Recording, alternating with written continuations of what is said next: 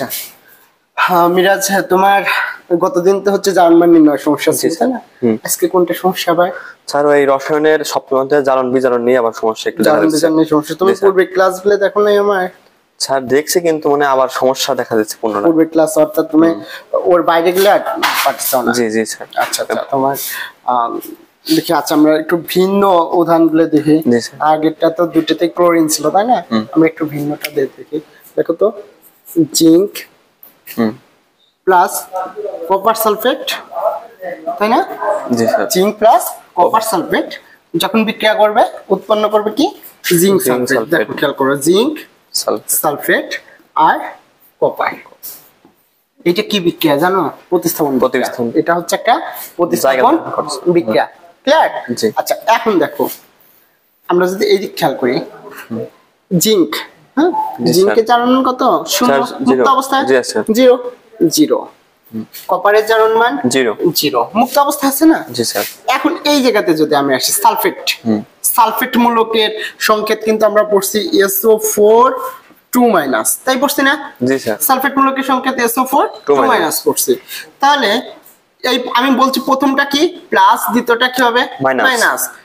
Plus দিলাম, দ্বিতীয়টা কি দেবো মাইনাস। প্লাস দিলাম, দ্বিতীয়টা কি দেবো মাইনাস। এখন আমি দেখি সালফেট মূলক আছে তাই না? সালফেট মূলকে হচ্ছে 2- তাহলে এখানে কি -2, তাহলে এখানে +2।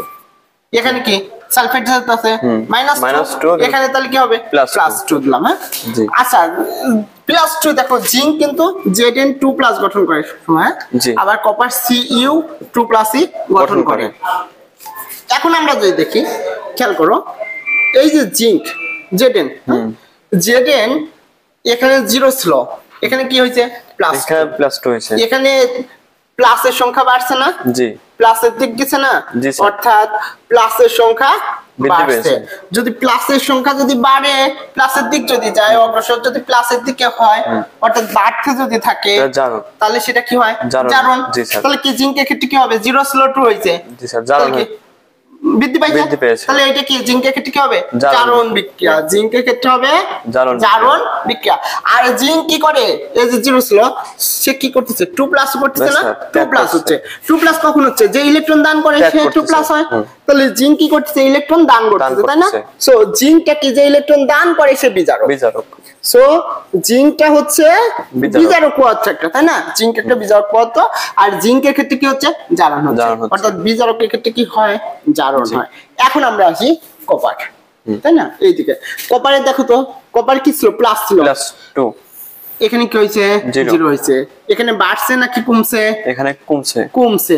যদি কমে যায় তাহলে বিজারণ, তাহলে কি হয়? বিজারণ বিক্রিয়া। কমে গেলে বিজারণ। সো এখানে কি বিক্রিয়া হবে? বিজারণ বিক্রিয়া। বিজারণ বিক্রিয়া। কথা বুঝলা? কমে গেছে যে কারণে কি হচ্ছে? বিজারণ বিক্রিয়া হচ্ছে। কথা বুঝলা? আর এই যে কপার কি করছে? ইলেকট্রন গ্রহণ করছে না? জি। কপার ইলেকট্রন গ্রহণ করছে। তো যে গ্রহণ করে ইলেকট্রন সে কি? জারণ। সো সে কি? কপারটা তাহলে কি হবে? জারণ। কপারটা হবে জারক। কপারটা হবে জারক পদার্থ। আর এর ক্ষেত্রে জারকের ক্ষেত্রে কি হয়? বিজারণ বিক্রিয়া হয়। বুঝতে পারলা? আর জিঙ্কটা কি? বিজারক পদার্থ। বিজারকের ক্ষেত্রে কি জারণ বিক্রিয়া? জারণ বিক্রিয়া হবে। এখন প্রশ্ন হচ্ছে তাহলে সালফেটটা কি? সালফেটের এখানে ভূমিকাটা কি তাই না?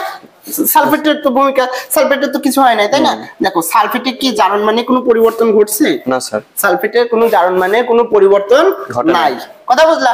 তাহলে সালফেটটা হচ্ছে দর্শক আয়ন। জি। কথা বুঝলা? সালফেটটা এখানে কি? দর্শক আয়ন। তাহলে কি দর্শক আয়নের বিষয়টা কি ক্লিয়ার হয়েছে? জি স্যার। ওকে। তাহলে তোমার কি জারণ বিজারণ নিয়ে কি আর কোনো সমস্যা আছে? না স্যার, কোনো সমস্যা নেই। ধন্যবাদ।